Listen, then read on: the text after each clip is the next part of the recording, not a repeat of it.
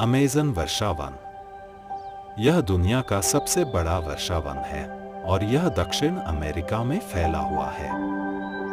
यह जंगल 9 देशों में स्थित है, जिनमें Brazil, Peru, Colombia, Venezuela, Ecuador, Bolivia, Guyana, सूरत और फ्रेंच गुयाना शामिल हैं।